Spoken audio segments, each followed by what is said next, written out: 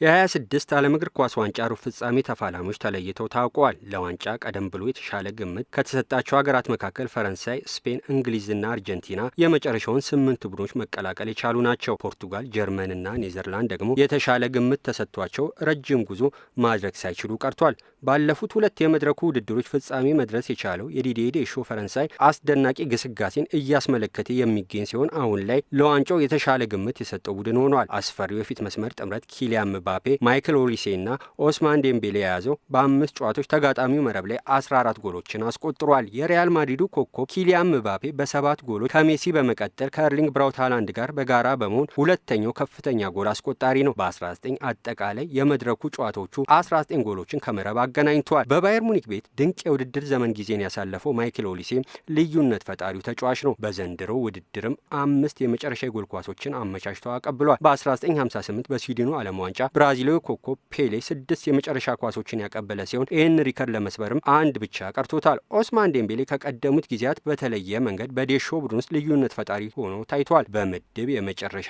ጨዋታ የኖርዌይ ብሔራዊ ቡድን ላይ 3 ጎሎችን በማስቆጠር ሃትሪክ መስራት መቻሉም የሚታወስ ነው። የዓለም ዋንጫው ከመጀመሩ በፊት ለአሸናፊነት የተሻለ ግምት የተሰጣት የወቅቱ የአውሮፓ ዋንጫ ባለክብር የሉዊስ ዴላ ፎንቴ ቡድን ስፔን በጥሎ ማለፍ 16 ከከባድ ትግል በኋላ ፖርቱጋልን በመርታት ሩብ ፍጻሜውን ተቀላቅላለች። በምድብ የመክፈቻ ጨዋታም ከትንሿና የመጀመሪያ ተሳትፏን ካደረገችው ኬፕ ቨርዴ ያለ ጎል 0-0 መለያየቷ ደግሞ ጥያቄ እንዲነሳባት አድርጎ ነበር። ኦስትሪያ ላይ በጥሎ ማለፍ 32ቱ ያሳየችው ድንቅ ብቃት በድጋሚ ለዋንጫው ጠንካራ ተገማች እንድትሆን አድርጓታል። ስፔን የዓለም ዋንጫውን ለመጨረሻ ጊዜ ማንሳት የቻለችው በ2010 ነው። ቡድኑ እስካሁን ምንም አይነት ጎል አለማስተናገዱ ደግሞ ትልቁ ጥንካሬው ነው። ግብ ጠባቂው ኡናይ ሲሞን በዓለም ዋንጫው ለረጅም ደቂቃዎች ግብ ባለማስተናገድም አዲስ ሪካርድ አስመዝግቧል።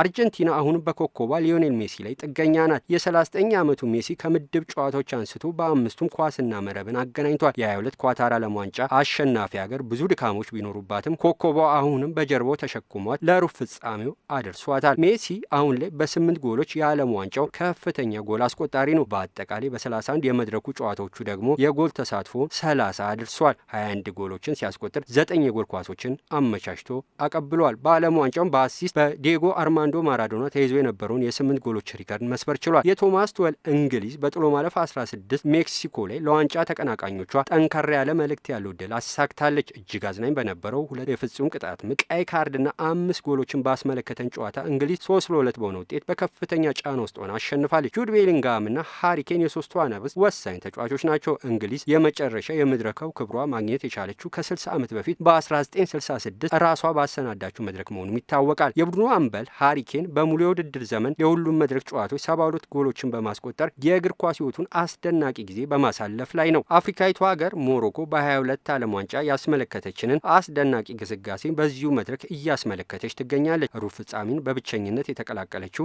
አፍሪካዊ ሀገርም ናት። የ25 የአፍሪካ ዋንጫ አዘጋጅና የፍጻሜ ተፋላሚ የ22 ገድሏን ለመድገም ግን ከፊቷ ከበድ ያለ ተፋላሚ ይጠብቃታል። በዓለም ዋንጫው ሩብ ፍጻሜ ጨዋታዎች ፈረንሳይ ከሞሮኮ፣ ቤልጂየም ከስፔን፣ እንግሊዝ ከኖርዌይና አርጀንቲና ከስዊዘርላንድ ይገናኛሉ።